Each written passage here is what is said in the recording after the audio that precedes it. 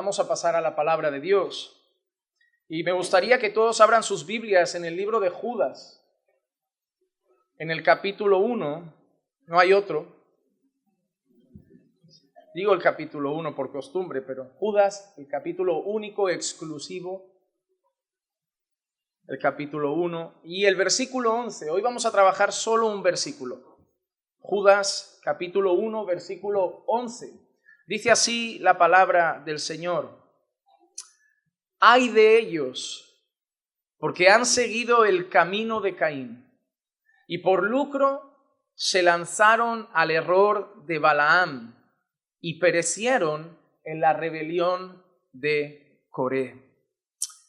Señor, te pedimos que tu palabra sea puesta delante de nuestros ojos, que me permitas hablar con fidelidad tu palabra, que me permitas exponer claramente las Escrituras y que nos des un corazón atento y entendido para recibir tu palabra, que nos ayudes a poder, Señor, no solamente escucharla, sino atesorarla en nuestra vida, y que tu palabra sirva hoy como advertencia para tu iglesia.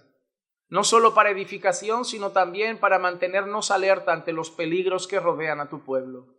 Háblanos, Señor, hoy y edifícanos, porque somos tu pueblo. Te lo pedimos en el nombre de Jesús. Amén y amén.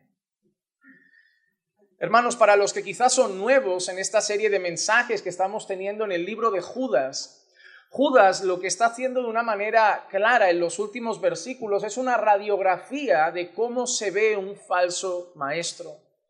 Judas está describiendo con detalle, poco a poco, dando muchas características sobre lo que es un hombre peligroso para la iglesia.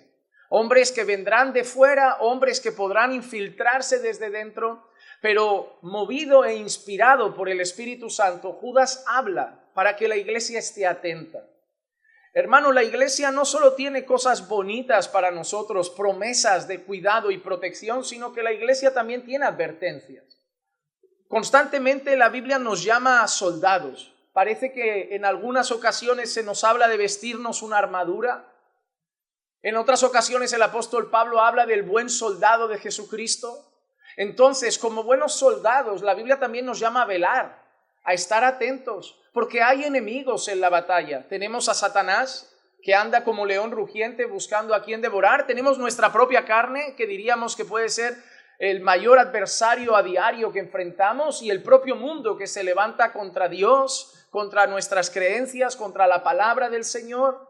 Pero en medio de todo esto, Satanás tiene instrumentos contra la iglesia, instrumentos que va a intentar traer de fuera y va a intentar sembrar dentro. Porque claro, si los siembra dentro son más efectivos, la gente los conoce, les abre su corazón, las puertas de su casa, se ganan confianza y luego hacen el destrozo. Ellos no tendrán prisa, esto es como los leones cuando cazan, ellos no tienen prisa, ellos se van acercando, ellos van mirando, las cebrillas, las gacelas se van confiando y cuando ya las ven despistadas y están suficientemente cerca para saltar sobre ellas, las cazan sin piedad. Así son los falsos maestros. Los falsos maestros no tienen prisa, no llegan el primer día hablando mal de la palabra, poniéndote dudas en cuanto a la iglesia, en cuanto a lo que has aprendido, en cuanto al evangelio. Primero se ganarán tu corazón, querrán ser tus amigos, para que le abras la puerta de tu casa, para que bajes un poco la guardia. Cuando estamos confiados tenemos tendencia a bajar la guardia, ¿no? Cuando estamos nosotros más relajados, cuando sentimos que es una persona de más confianza, no nos protegemos tanto. Es, por ejemplo, el hecho de que no viene alguien de visita a la iglesia y le hablo mi corazón y le cuento mis problemas matrimoniales, pero cuando ya es alguien que ha visitado un tiempo la iglesia, que ya me tomé un café con esa persona, que tenemos cierta afinidad, pues ahí le abro mi corazón y es cuando vienen los problemas. Es cuando no he discernido si es una persona adecuada para abrirle mi corazón. Los falsos profetas se ganan la confianza de hermanos de la iglesia, de personas del Señor, pero la Biblia suele decir que los que caen en sus garras suelen ser los incautos, los ingenuos, los que no están pensando y mirando en todo tiempo, los que son demasiado inocentones, por decirlo de alguna manera. Por eso dentro de la iglesia el exceso de confianza no es nada bueno. El estar aquí dentro y decir, aquí no pasa nada, aquí nunca nadie nos va a robar un bolso, aquí nunca va a pasar nunca nada, y dejo a los niños correr por la sala, y el niño, no sabemos quién entra, no sabemos quién visita la iglesia, no sabemos si lo que tenemos al lado es alguien que viene con una mala intención, no sabemos esas cosas, pero hay gente que llega a una congregación y todos son buenos, esto es el cielo, esto es el paraíso, todos son amigos, todos me van a dar un buen consejo, todos quieren al Señor. No es así. Y la Biblia nos avisa, no, hay falsos maestros y hay falsos hermanos. Pablo también lo dice. Cuando Pablo habla de sus peligros en el ministerio, Pablo dice de persecuciones, de naufragios, y en el camino dice, y peligros de falsos hermanos. No solo falsos maestros, sino falsos hermanos. Así que hay bastantes advertencias para que estemos no desconfiando de todo el mundo, pero por lo menos pidiendo a Dios sabiduría y siendo cuidadosos a la hora de ir abriendo nuestro corazón con todas las personas. Ahora, lo que está haciendo Judas es describir a esos falsos maestros para que nosotros sepamos diferenciarlos.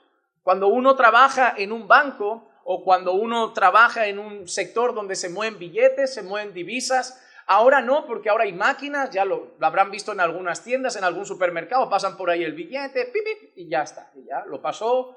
Empezó antiguamente con un rotulador amarillo, lo habrán visto también, gente que saca, parece un fluorescente, lo pinta, uno piensa, ¿qué quiere ver?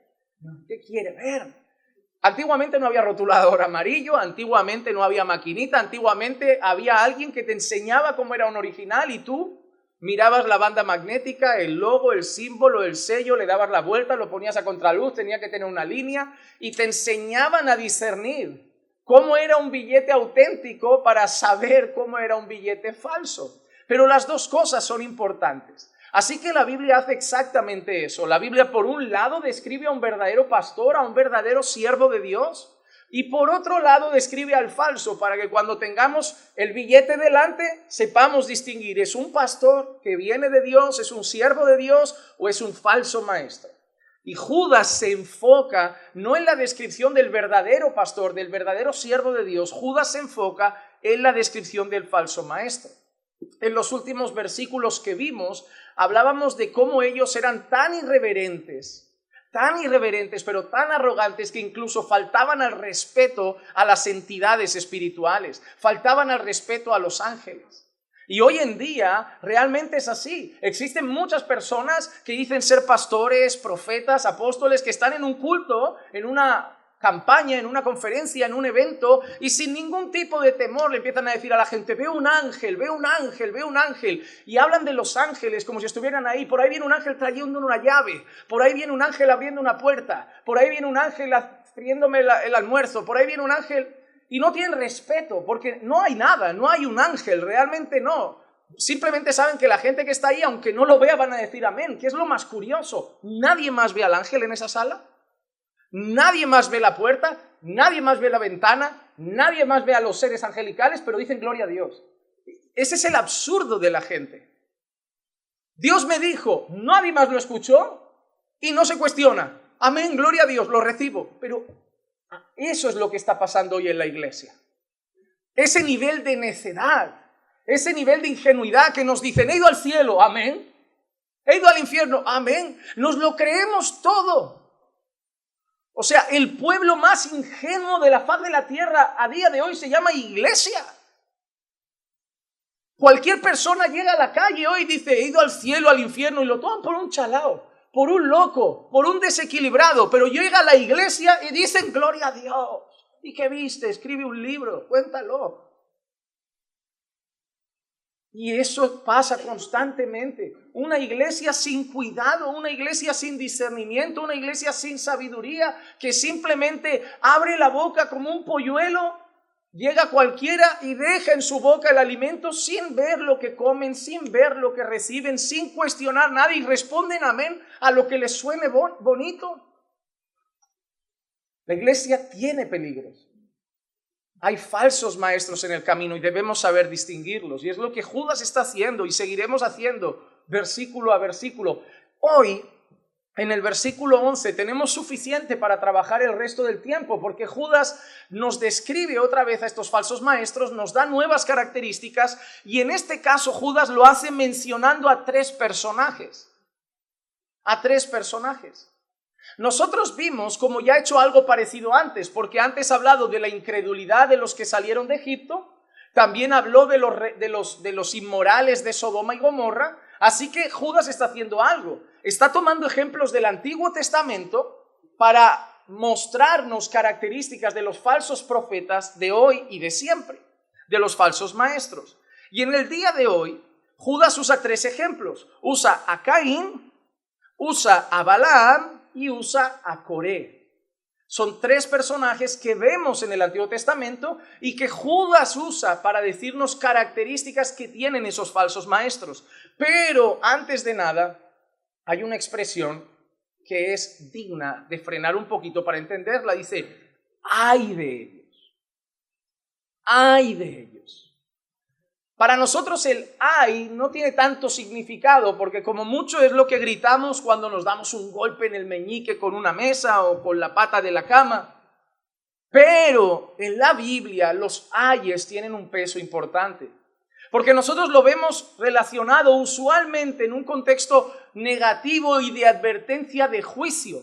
Por ejemplo, el Señor Jesús en Mateo 23:27 dice así, ¡ay de vosotros, escribas y fariseos hipócritas, porque sois semejantes a sepulcros blanqueados que por fuera lucen hermosos, pero por dentro están llenos de huesos de muertos y de toda inmundicia!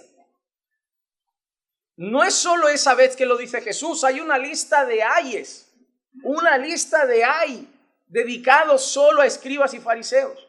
Pero también hay ayes contra los malos pastores. Zacarías capítulo 11 y el versículo 17 dice, ¡ay del pastor inútil! Inútil no significa que no tiene una capacidad intelectual, que no es capaz de enseñar, que no conoce mucha palabra. Se refiere a que no tiene serventía, que no tiene utilidad. Hoy en día la palabra inútil suena muy vulgar y realmente tenemos que tener cuidado al utilizarla. Pero la palabra inútil es una palabra muy sencilla, útil, de utilidad, in, de no tener. Entonces, inútil, que no tiene utilidad, que no sirve para lo que debería servir, que no hace lo que debería hacer. Por eso dice, ay del pastor inútil que abandona al rebaño, porque ¿cuál es el llamado del pastor? Es velar, es cuidar, es alimentar, es proteger el rebaño, y el pastor inútil es aquel que no vela por el rebaño. Dice, caiga la espada sobre su brazo y sobre su ojo derecho. Su brazo se secará por completo y su ojo derecho totalmente se oscurecerá. Incluso cuando miramos el último libro de nuestras Biblias, el libro de Apocalipsis, encontramos un ay también contra Babilonia. Apocalipsis 18:19, y echaron polvo sobre sus cabezas y gritaban llorando y lamentándose diciendo, ¡ay, ay, la gran ciudad en la cual todos los que tenían naves en el mar se han enriquecido a costa de sus riquezas, porque en una hora ha sido asolada! Así que mira estos ay y dice que hay contra escribas y fariseos que van a ser juzgados, hay contra los malos pastores que van a ser juzgados, hay contra Babilonia que va a ser juzgada. Así que mayoritariamente en las Escrituras ese ay precede a alguien que será juzgado por su pecado. Alguien que será juzgado por su pecado. Es una expresión que precede siempre un juicio, pero siempre se explica el juicio. Los escribas y fariseos, por ser hipócritas, por aprovecharse de la gente, por llevar una falsa vida espiritual. Los falsos maestros, los falsos pastores, los pastores inútiles por no hacer su trabajo, es más, por sacar y aprovecharse del redil y del rebaño. Babilonia, por ser el lugar de corrupción, el lugar de seducción mundano, la ciudad anti Dios, en lugar de ser un pueblo rendido y exaltando a Dios, un pueblo enemigo de Dios que vive para su propia exaltación. Pero todos ellos, ay de ellos. Ay de los escribas y fariseos, ay de Babilonia, ay de los falsos maestros, ay del falso profeta, ay del inicuo, ay de los anticristos, ay de todos aquellos que se levantan contra Dios, ay de todos aquellos que han hecho contra su pueblo maldades y que aborrecen a su pueblo y persiguen a su pueblo, ay de todos aquellos que no se han rendido al Señor Jesús. Y así empieza Judas, ay de los falsos profetas, ay de los falsos maestros. Y ahora Judas nos dice por qué. ¿Por qué hay? ¿Por qué hay un juicio contra ellos? ¿Por qué esas palabras? Primero, porque han seguido el camino de Caín. Segundo, por lucro se lanzaron al error de Balaam. Y tercero, perecieron en la rebelión de Coré. Y todo esto quiere traernos características de ellos. La primera, han seguido el camino de Caín. Y esto nos habla de dos cosas, la podemos llamar de varias maneras, pero digamos que habla de arrogancia y envidia. De arrogancia y envidia. ¿Qué ejemplo nos dejó Caín en la Escritura? El apóstol Juan en su primera carta, en el capítulo 3, los versículos 10 al 12, dice: en esto se reconocen los hijos de Dios y los hijos del diablo. Todo aquel que no practica la justicia no es de Dios, tampoco aquel que no ama a su hermano. Porque este es el mensaje que habéis oído desde el principio, que nos amemos unos a otros. Y ahora entra, no como Caín, que era del maligno y mató a su hermano. Pero ahora Juan añade algo, para que no quede en el aire, para que no quede en especulaciones, para que cada quien no piense lo que quiera. ¿Y por qué causa lo mató? Porque sus obras eran malas y las de su hermano eran justas. Lo primero que vemos es esto, el reflejo de Caín. Los falsos maestros son arrogantes y envidiosos. Los falsos maestros no son capaces de ver la obra de Dios en otros, la gracia de Dios en otro y celebrarla. Los falsos maestros no son capaces de ver los dones de otros y celebrarlos. Los falsos maestros sienten odio por esas personas, sienten rabia, sienten celos, sienten envidia. Eso es lo que movió a Caín a matar a su hermano Abel. Cuando nosotros miramos el Génesis y nos encontramos esa escena donde los dos presentan su ofrenda y vemos a Dios decir que Dios miró con agrado la ofrenda de Abel, pero no miró con agrado la ofrenda de Caín, es en ese momento cuando el corazón de Caín se llena de rabia, cuando el corazón de Caín se llena de odio, cuando el corazón de Caín se llena de envidia, es en ese preciso momento. Pero hay una cosa interesante, seguramente no hubiera pasado lo mismo si dice así, porque Abel presentó su ofrenda y Caín presentó su ofrenda y el Señor no se gustó de ninguna de las ofrendas. Porque si el Señor hubiera dicho, ninguna me gusta, todos están mal. Y seguramente el corazón de Caín no tiene tanta rabia. Pero el problema es cuando Dios dice, pero la que no me gusta es solo la de Caín, porque la de Abel me encantó. Abel me ha complacido, Abel me ha agradado. Lo que Abel ha hecho, gloria ha traído a mi nombre. Entonces ahí nace la envidia. Por eso siempre dirán, el problema de alguien cuando es envidioso no es que no tenga dinero, es que hay alguien que lo tiene. Porque cuando tú eres pobre y tu hermana es pobre, en esa casa no habrá envidia porque hay dos pobres. Pero cuando de golpe le llega una oferta de trabajo a tu hermana y gana 5.000 al mes, es cuando empiezan a sembrarse cosas en el corazón. Cuando, no sé, un hermano de la iglesia, una hermana se acerca y siente que le gusta y quiere empezar una relación. Cuando eran dos solteros no había envidia, pero cuando de los dos solteros uno empieza a tener una relación es cuando el corazón del otro empieza a sentir cosas. Porque la envidia es eso, a nosotros lo que nos molesta no es que haya alguien pobre, sino que haya alguien más rico que nosotros. A mí no me molesta si soy listo o menos listo, a mí lo que me molesta es que hay gente más lista que yo. A mí lo que me molesta no es si tengo recursos o no tengo recursos, me molesta que haya gente que tiene más recursos que yo. La envidia está ahí, en que hay alguien que tiene algo mejor, en que hay alguien que tiene más, en que hay alguien que tiene más recursos, en que hay alguien que el Señor le ha dotado de más habilidades. Y es ahí donde empiezan a hacer la envidia. Y es ahí donde voy a intentar de alguna manera taparlo o difamarlo. Porque como yo no puedo tener eso, voy a intentar que la gente lo vea con malos ojos para que caiga. La envidia nos mueve a eso. No es siempre como Caín, que quiere matar físicamente a la persona. Da gracias a Dios que alguien tiene una habilidad y un talento para la alabanza. Me encantaría aprender guitarra. Yo soy una persona que me encantaría saber música. Me encantaría, de verdad, me encantaría saber guitarra. Me encantaría, pero soy torpe, no valgo. O sea, yo puedo ir a clases y yo no valgo, hermano. Aunque la gente me diga, no, con esfuerzo y dedicación. Y luego hay gente que lo hace viendo vídeos de YouTube.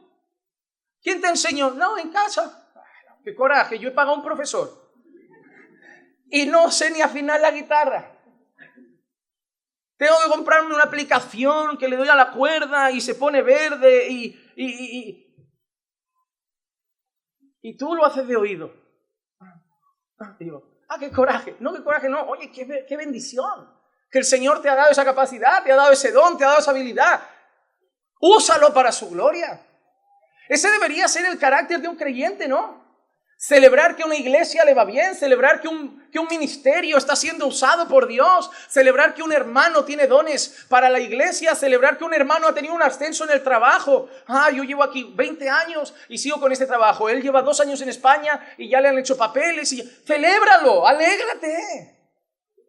No des lugar a la envidia en el corazón. Al final todo se trata de la gracia de Dios. Más o menos todo viene de su gracia. No deberíamos enfadarnos por las bendiciones de Dios. Hay que estar muy mal en el corazón para alegrarte de que alguien esté mal hasta que tú estés bien o mejor.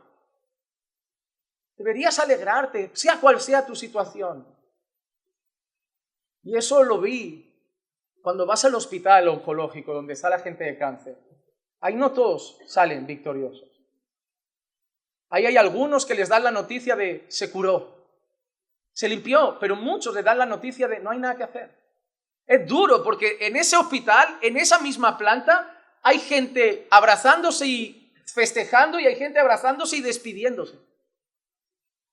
Y ahí ves que la gente que le han dado la noticia de no se puede hacer, felicitan a los que le han dado la noticia, se te puede operar, se puede intentar, se puede... Y tú dices, eso debería ser. Te acaban de decir que tú te mueres y estás felicitando al que le han dicho, tú vives. Y está cama con cama. Cama con cama. Ese debería ser el corazón. Ser capaces de recibir una mala noticia, el de al lado una buena y tener alegría, no fingirla, No cumplir con el protocolo social de que hay que felicitar. Alegrarte. Porque el envidioso puede decirte felicidades, me alegro por ti, y ser mentira.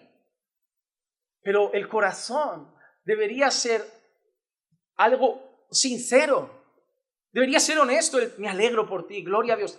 Hermano, mira, me han dado un buen trabajo, yo sé que tú estás así, pero no sabía si contártelo. Hay gente que tiene miedo, ¿no? De a ver si te va a lastimar, te va a poner triste. No debería la gente tener miedo de darnos una buena noticia porque a nosotros no nos va tan bien, entre comillas. Deberían saber que los amamos tanto que aunque nosotros pasemos el resto de nuestra vida con esa dificultad, nos alegraremos de que ellos prosperan, de que ellos están bien. Caín no es así. Caín tiene envidia. Caín tiene envidia de que Dios mire con buenos ojos a Abel. Caín tiene envidia de las obras buenas de Abel. Caín tiene envidia de cómo Abel agrada a Dios. Eso pasa, por ejemplo, en el ministerio. Mira lo que dice Pablo en Filipenses 1:15. Algunos a la verdad predican a Cristo aún por envidia y rivalidad, pero también otros lo hacen de buena voluntad. El apóstol Pablo incluso afirmaba que había personas que predicaban a Cristo por motivaciones equivocadas. Predicaban por envidia. En plan, si Pablo es famoso, yo también. Predicaban por envidia.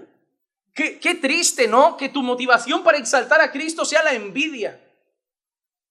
¿Por qué? Porque Pablo era famoso. Era reconocido. Se hablaba de Pablo.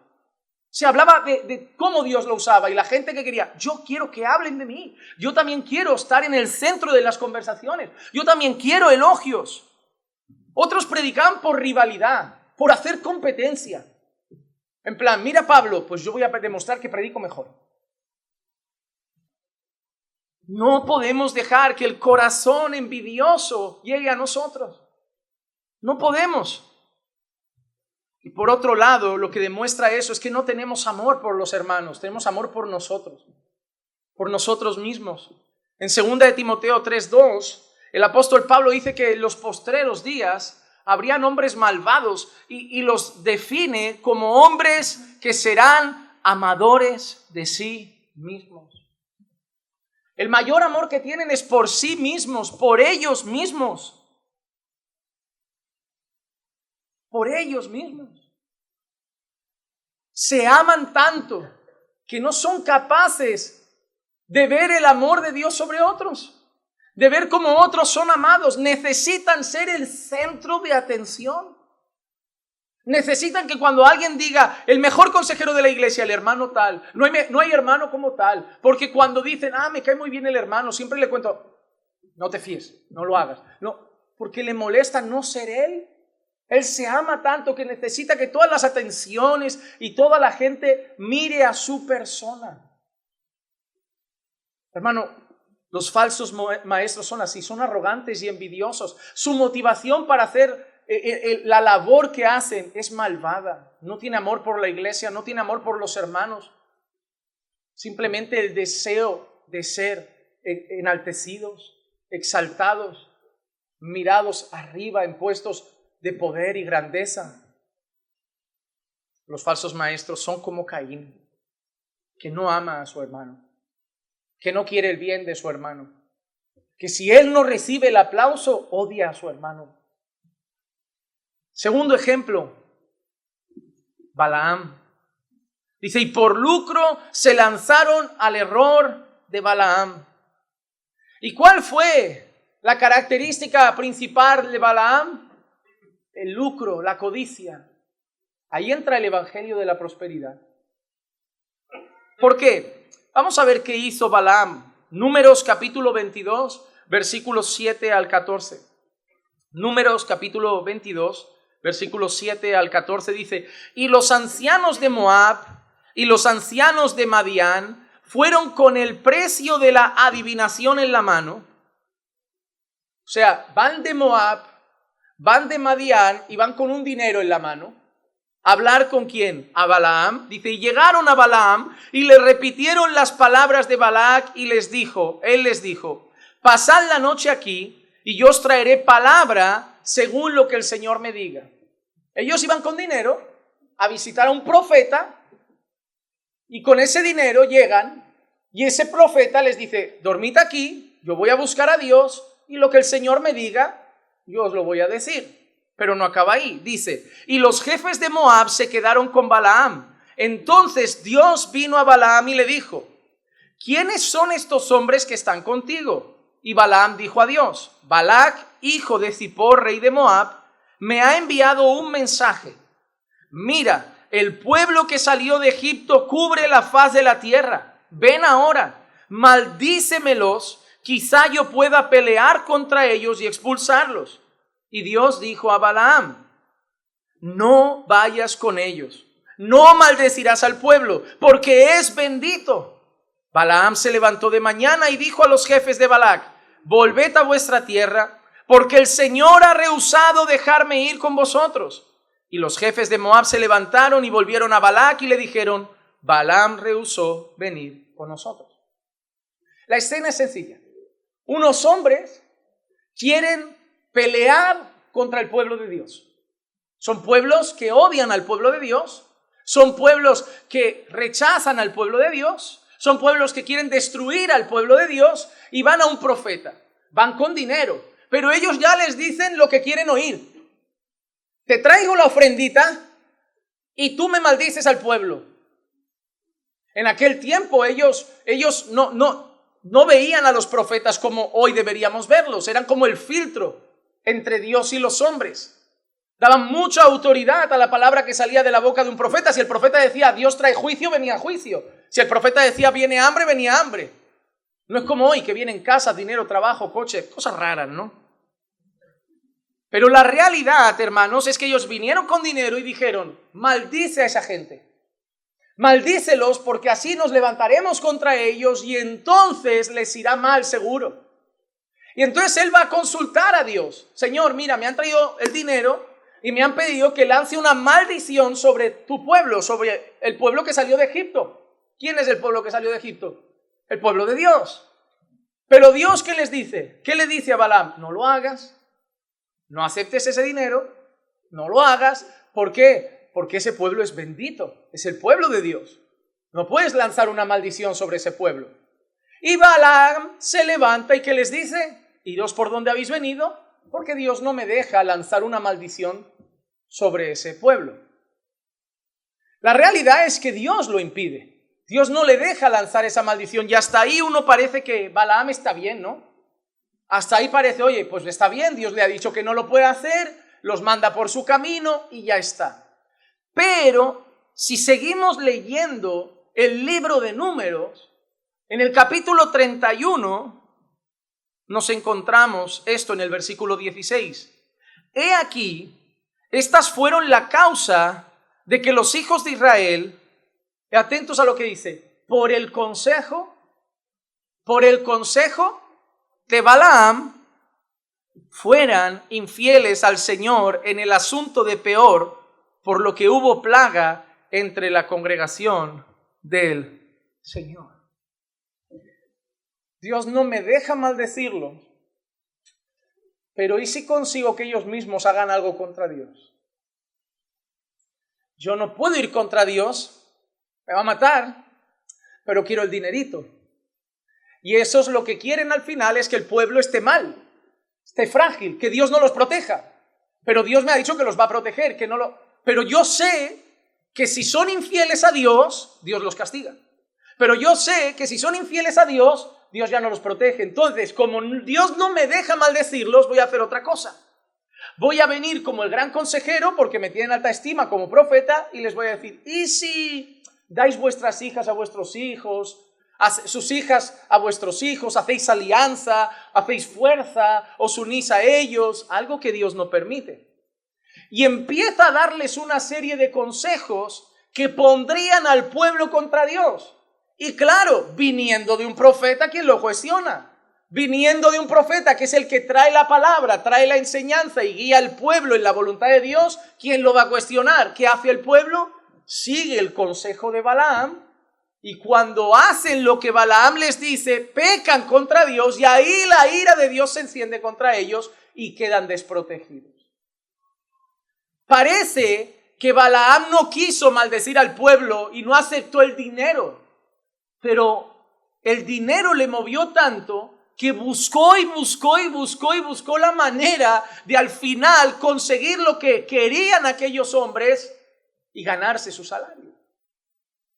La motivación por el dinero era tanta que aunque no maldijo al pueblo porque Dios no le dejó, buscó artimañas y maneras de que el pueblo mismo caminara mal con Dios y entonces Dios los castigara.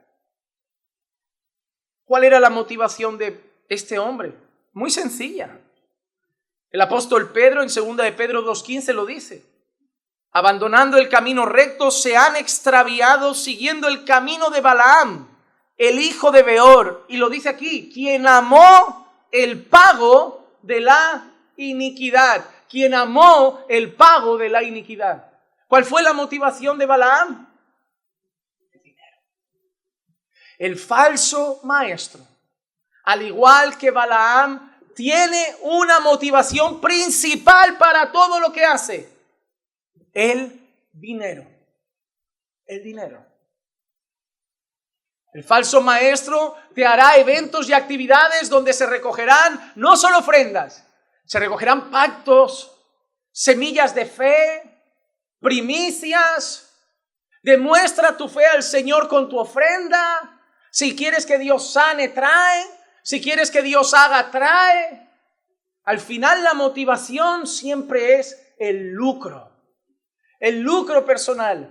En internet hay hombres que se puede ver públicamente, no es nada secreto, eso está exhibido en YouTube.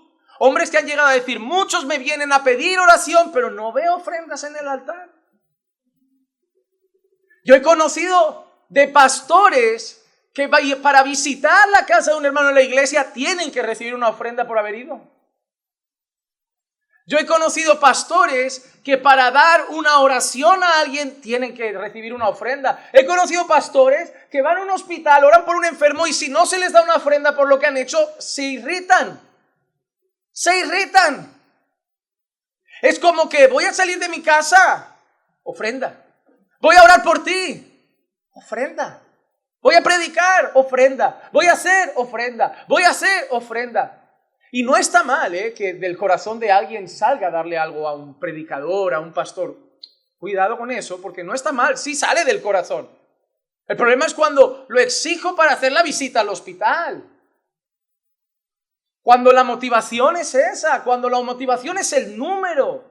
Cuando las almas no importan, cuando la verdad no importa, cuando el evangelio no importa, cuando importan los recursos. Cuando el tema principal de una iglesia es el dinero. Cuando el tema principal de una congregación es el dinero en cada mensaje, en cada sermón, en cada enseñanza. Donde parece que nunca llega, que siempre falta, que hay que dar para todo y que el tema constante sobre la iglesia es el dinero. Y vender y recaudar y hacer y la gente vive angustiada. Algunos apenas llegando a fin de mes con una iglesia encima que les exige más y más y más y más y más. Y ellos por amor lo hacen y por amor preparan y por amor dan y por amor ayudan aunque quiten de casi la comida de sus hijos. Y delante un hombre sin temor. Que no le importa si llegan o no a fin de mes, que no le importa si comen o no comen, que no le importa si no hay mensaje de la palabra, que lo que quiere es el lucro personal, que la motivación es el lucro personal. Y sacará textos de contexto y usará la Biblia de cualquier manera y alterará pasajes para usar el miedo, para usar la codicia y al final que la gente dé y dé y dé.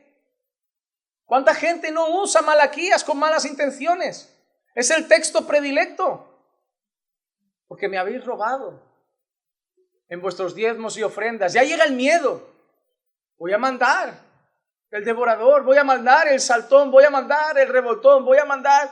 Y ahí llega el miedo. No voy a dar. Voy a dar por miedo. No dan por gratitud, no dan por amor, no dan por generosidad, dan por miedo. Para no ser ladrones, porque mira, me habéis robado. La Biblia dice que los ladrones no entrarán en el reino de los cielos. Entonces, si no lo das, eres un ladrón y entonces no entrarás en el reino de los cielos. Por ahí hay mujeres, hombres en internet que enseñan eso, que si tú no diezmas no eres salvo. Pero si el miedo no funciona, tocamos lo otro. En este tiempo el amor al dinero es un tema genérico. No solo en gente de los púlpitos, sino también en gente que está ahí sentada. Pues entonces, probadme a mí, a ver si no abriré las ventanas de los cielos y mandaré bendición sobre vosotros hasta que sobreabunde.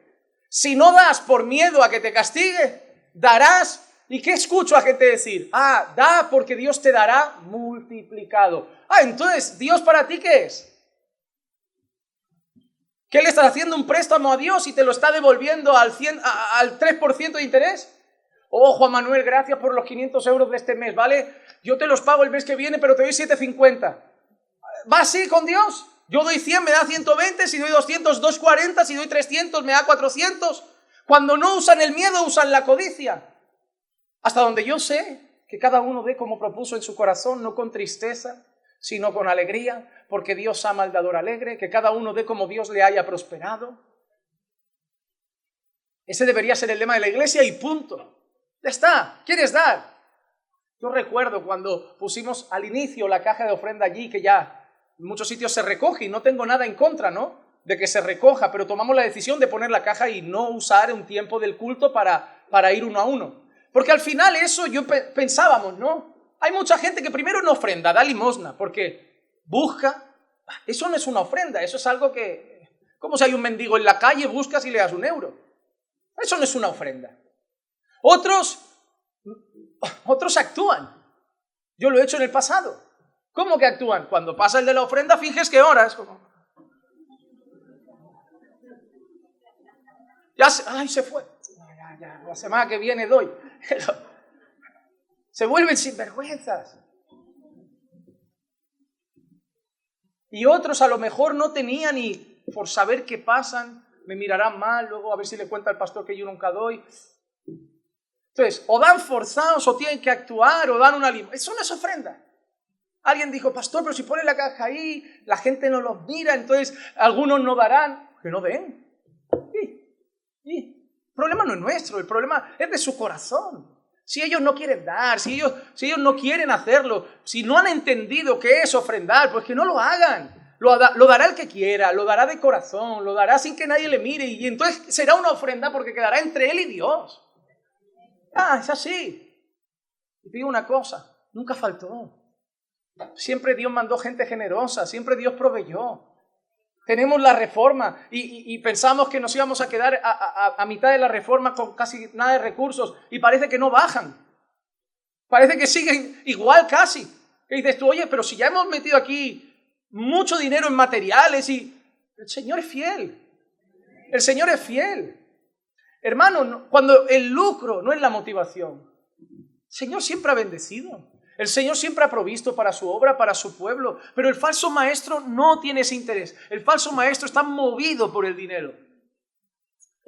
Para el falso maestro tú no eres una oveja, tú eres un cliente. Y cuando uno abre un restaurante, si alguna vez estudian negocios les van a decir una cosa, no abras un negocio que te guste, abre un negocio que dé dinero. Pero yo quiero abrir un negocio, me importa lo que tú quieras abrir. ¿Tú quieres ganar dinero o cerrar? Ganar dinero, vivir de eso. Entonces, ¿qué importa si te gusta o no? Tiene que ser algo que funcione. A ti te puedes montar un negocio de pajaritas de papel, pero no te las va a comprar nadie. Por eso se hacen estudios de mercado, por eso se hacen esas cosas para ver qué quieren los clientes y hacer un negocio que me dé lucro. Yo pongo a alguien a trabajar, no me tiene que gustar. Eso es lo que uno hace con un cliente. Uno pregunta, ¿qué quiere el cliente? Queremos esto, está de moda esto, pues abre una pollería, abre esto, porque es lo que quieren. Pero yo quería abrir un menú delicatessen en el barrio de la Florida. ¿Qué delicatessen en el barrio de la Florida? Vende sancocho, que ahí no queda un español ya. ¿Vas a abrir un restaurante de paellas en la Florida? Hay que tener cabeza, ¿no? Qué curioso que hoy las iglesias hacen esto. Encuestas. ¿Qué creen que falta en las reuniones de jóvenes? Un poquito más de juegos, para que estén unidos. Un poquito, porque les da igual la iglesia. ¿Qué quiere el cliente? Yo hago una iglesia a su gusto. Cuando Pablo habla de los falsos maestros, dice que la gente ya no quiere sana doctrina y dice que se ha hecho maestros conforme a sus propios deseos. ¿Sabes qué significa? Que, por ejemplo, Guillermo Maldonado, él no se inventó solo, es el resultado de lo que la gente que lo sigue quiere. La gente que sigue quiere un hombre así. Hermano, uno tiene el pastor que quiere tener. Si quiere palabra, buscará un hombre que dé palabra. Si quiere santidad, buscará un hombre que camine en santidad. Si quiere luchar con el pecado, buscará un hombre que le ayude a luchar con el pecado. Si solo quiere que le hablen de dinero y le doren la píldora, buscará un hombre que le hable de dinero y le dore la píldora. Cada uno tiene el maestro que quiere tener. Por eso, las iglesias no tenemos que verlo como víctimas de los falsos maestros. Porque las falsas iglesias están montadas al gusto de los que congregan allí. Si no, se van a otra. Entonces nosotros debemos entender que la gente monta iglesias a gusto del consumidor. ¿Por qué Hillsong ha triunfado? Si tú escuchas Hillsong, ¿qué te viene a la mente? ¿Palabra o música? ¡Música! ¿Qué le gusta a todo el mundo? Música. A todo el mundo le gusta un buen concierto. Todo el mundo siente con la música. La música es una maravilla. Nos emociona, nos hace venir recuerdos. Y la gente lo sabe. ¿Qué le vamos a dar a la gente? Un nuevo modelo de iglesia. ¿Cómo? Buena música. Ahí no importa si los cantantes viven en santidad, que sean los mejores artistas, el mejor batería de Barcelona, el mejor cantante de Barcelona, las mejores voces, y ahí montas el mejor concierto. ¿Y de qué se te llena? De jóvenes.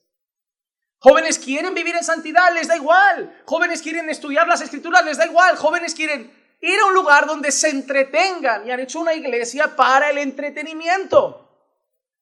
Te montan 45 minutos de concierto y al final te dan 10 minutos de palabra, que siempre es lo mismo. Ven a Jesús, déjalo entrar en tu corazón y ya. Nada más. Y ellos no les da igual Dios, les da igual la Biblia, les da igual el Evangelio, ellos solo ven clientes.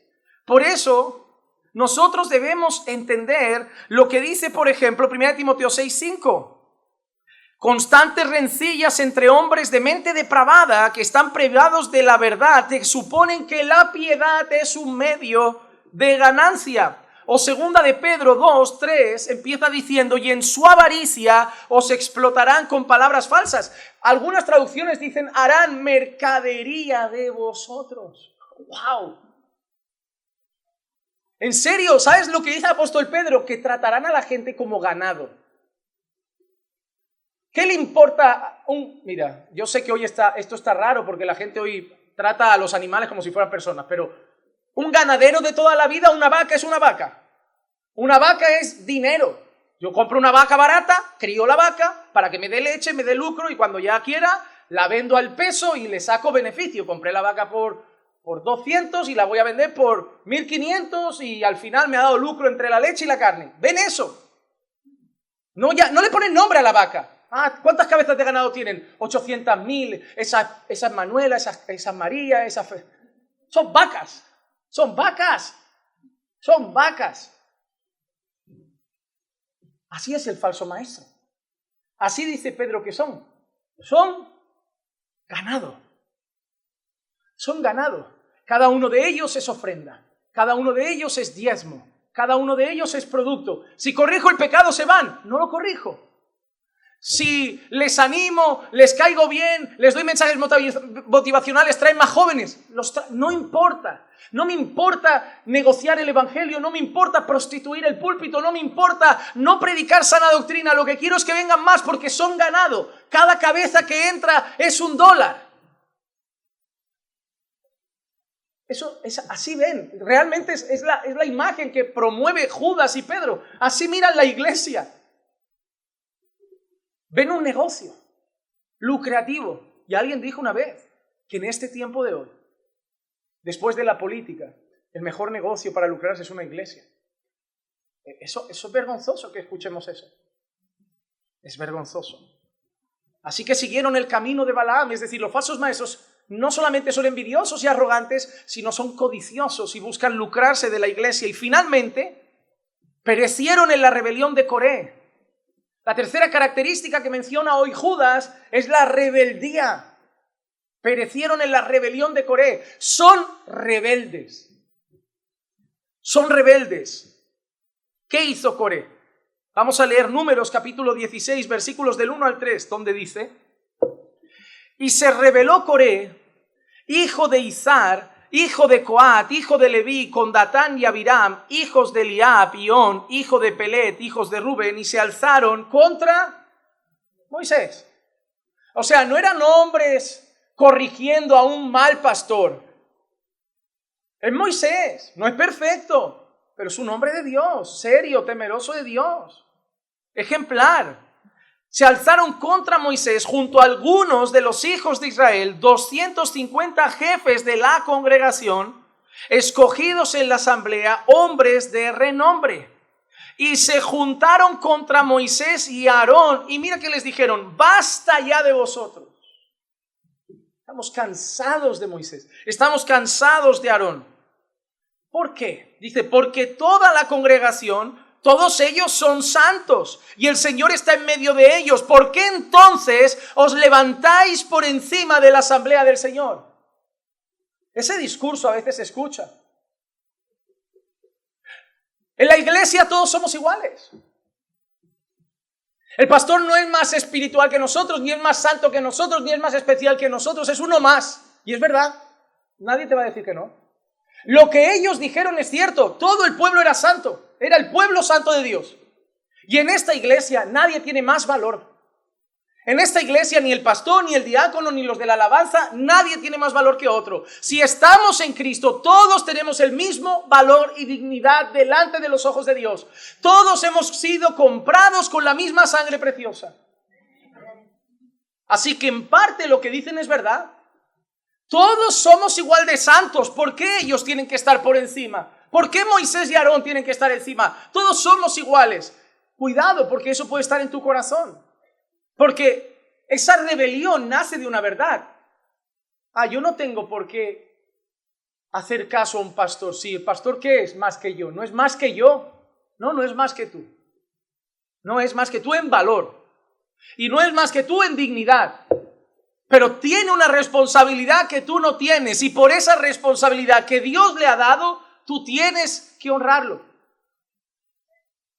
Tú no honras al pastor porque tiene más valor que tú, honras al pastor por el oficio que lleva a cabo. Os doy otro ejemplo. Vuestros padres, hijos, vuestros padres no valen más que vosotros, pero debéis obedecerlos y honrarlos por la posición que tienen. O sea, yo no tengo que honrar a mi padre porque mi padre tiene más valor que yo. Yo tengo que honrar a mi padre por la posición que mi padre tiene sobre mi vida. Yo tengo que honrar a mi jefe, no porque vale más que yo, porque es mi jefe. Yo tengo que honrar a las autoridades, no porque tienen más valor que yo, porque Dios dice que debo honrar a las autoridades y someterme a ellas. Sí, todos tenemos el mismo valor, pero no todos tenemos las mismas funciones. Por eso, cuando nosotros leemos, por ejemplo, Hebreos capítulo 13 y el versículo 7 dice: acordaos de vuestros guías que os hablaron la palabra de Dios y considerando el resultado de su conducta, imitad su fe. Y el versículo 17 de ese mismo capítulo dice: obedeced a vuestros pastores y sujetaos a ellos. ¿Todos tenemos el mismo valor? Sí. ¿Todos tenemos la misma dignidad ante Dios? Sí. ¿Pero acaso hay un versículo que diga obedeceos unos a otros? No. No. Tenemos el mismo valor. Pero mira lo que dice el autor de los Hebreos: y sujetaos a ellos. No dice porque valen más, porque son más importantes, porque tienen más valor ante Dios. Dice, porque ellos velan por vuestras almas.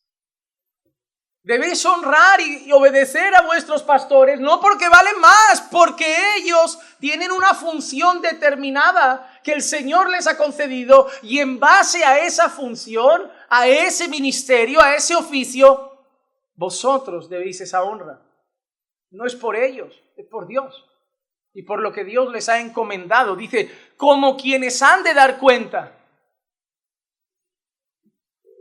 De todos los hermanos que hay aquí, les aseguro que probablemente los pastores seremos los que tendremos una charla más directa con Dios sobre lo que se ha hecho en esta iglesia.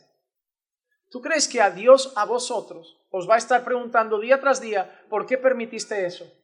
¿Por qué enseñaste aquello?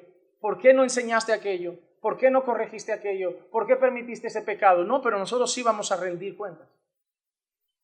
En base a eso hay que obedecer a los pastores, no en base a que valen más, nadie vale más. En la mesa del Señor nadie vale más. Pero el Señor ha concedido una responsabilidad grande, un peso grande, que te aseguro que no es fácil de llevar. Y tú tienes que hacer ese peso más llevadero. ¿Cómo? No siendo rebelde. Ser padre no es fácil, hijos, no es fácil. Y tu rebeldía lo pone más difícil. Por eso Dios quiere que los honres, no porque valen más que tú, sino porque ya tiene una responsabilidad muy grande. Hácela más llevadera. Un hijo obediente que honra a sus padres le hace su gran responsabilidad más fácil de llevar. Es: hijo, yo quiero ser un buen padre, pero no me ayudas. Yo quiero cuidarte, educarte, darte lo mejor, pero es que me pones trabas. Yo querría que esto fuera más fácil para nosotros, pero no colaboras. Lo mismo es con el pastor. Hermanos, yo querría que tuviéramos la mejor de las relaciones, que fluyera todo bien en la iglesia, pero algunos no colaboran. Con la boquita, el chisme, la queja, es que lo ponen complicado. ¿No ves? Ustedes pueden hacer que el pastorado sea más difícil. ¿Tú crees que el pastorado es difícil porque hay que predicar, porque hay que orar, porque hay que aconsejar, porque hay que visitar? El pastorado solo es difícil cuando hay problemas con la gente a la que pastoreamos que pone trabas en el camino. Yo no veo ningún pastor diciendo, es que en mi iglesia me toca predicar, qué duro ser pastor. No, veo pastores que se reúnen y cuando abren su corazón dicen, no puedo más. Tengo una chismosa ahí que me busca la ruina, que yo querría que cambiara y que nos llevásemos bien, pero ya le estoy pidiendo a Dios que se la lleve. En serio, hay pastores así, hermanos. Pastores que su corazón es, querría llevarme bien, pero no colabora. Yo ya he llegado al punto de decir, Señor, sabes, haz lo que quieras, llévatelo a otro sitio. Si tan mal le caigo, ¿por qué sigue ahí? Es decir, podríamos tener una relación mucho mejor, podría fue todo mucho más agradable, el ambiente tener más armonía, pero no colaboran. Por eso Hebreos termina diciendo, permitidles que lo hagan con alegría y no quejándose, porque eso no es provechoso para vosotros. No hay nada menos provechoso para una iglesia que un pastor frustrado con la iglesia. Miren, el mundo ahí fuera se puede caer, la gente ahí fuera puede criticar otras iglesias, otros ministerios. No me importará jamás. Porque a mí lo que me importa es esto. Yo soy pastor de aquí, no soy pastor del mundo, soy pastor de aquí. Entonces, lo que digan ahí fuera, lo que la gente opine, quieran o no quieran, les guste o no les guste, mi persona, no me importa. Me importa esto. Si aquí estamos bien, si aquí caminamos en el Señor, servimos al Señor, crecemos en santidad, obedecemos su palabra, el mundo puede decir lo que quiera, yo seguiré firme como un toro. A mí lo de ahí no me deja triste, que nadie piense, ay, pastor, han hecho un vídeo hablando mal de él, seguro que está llorando en su cama, yo estoy... No, me da igual internet, me da igual, si ni leo comentarios, no leo nada, no, me da igual. Pero si alguien viene y me dice, pastor, el hermano, el otro día en la reunión dijo esto, ahí me levanto a las 2, a las 3, a las 4 de la madrugada y no pegó. A mí internet no me importa, a mí la gente no me importa por los que yo oro, digo, yo oro por él. Yo quiero que crezca en santidad, yo quiero que esté bien con Dios y eso es lo que está haciendo, eso es lo que te rompe el corazón. Hermano, lo que te rompe el corazón no es Herodes, te rompe el corazón Judas. El que está a tu mesa, el que come el mismo pan, el que se toma el café contigo y de repente, por eso dice, honradlos, obedecedlos, no valen más que vosotros, pero te puede gustar cualquier predicador, disfrútalo, son regalos de Dios para la iglesia, pero considera que el que vela por tu alma es tu pastor. Hácelo fácil, hácelo fácil. Eso es lo que dice. Hácelo fácil, no seas rebelde. El falso maestro es rebelde. Es rebelde, no se sujeta a nada ni a nadie. Y eso es lo que este mundo está queriendo, que seamos rebeldes, que no nos sujetemos a nada ni a nadie. Sí, hermanos, nos tenemos que sujetar a mucha gente. Como hijos a los padres, como esposas al esposo, como hermanos a los pastores, como ciudadanos a las autoridades. Todos tenemos a quien sujetarnos. Eso es parte del cristianismo, un corazón obediente, un corazón sumiso, no un corazón rebelde. El falso maestro, por lo tanto, es número 1, arrogante y envidioso, número 2, codicioso y en busca de lucro, y número 3, rebelde y contencioso. Y no, hermano, tú no puedes ser así, eso no se trata solo de falsos maestros, se trata también de personas que están en la iglesia, tú no puedes ser así. Pero en medio de todo esto, hermanos, debemos recordar que tenemos el modelo perfecto al que seguir siempre.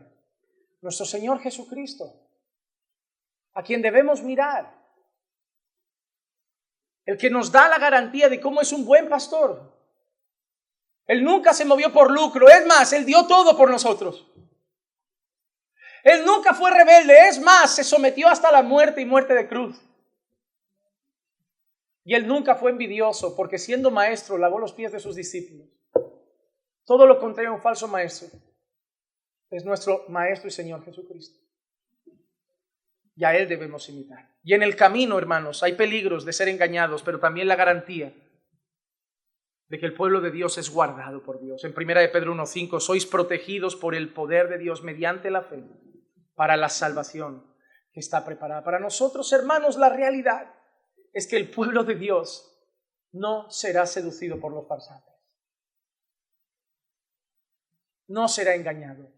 Porque la Biblia dice que estos se engañarán, aún de ser posible a los escogidos. Pero añade eso, aún si fuera posible a los escogidos.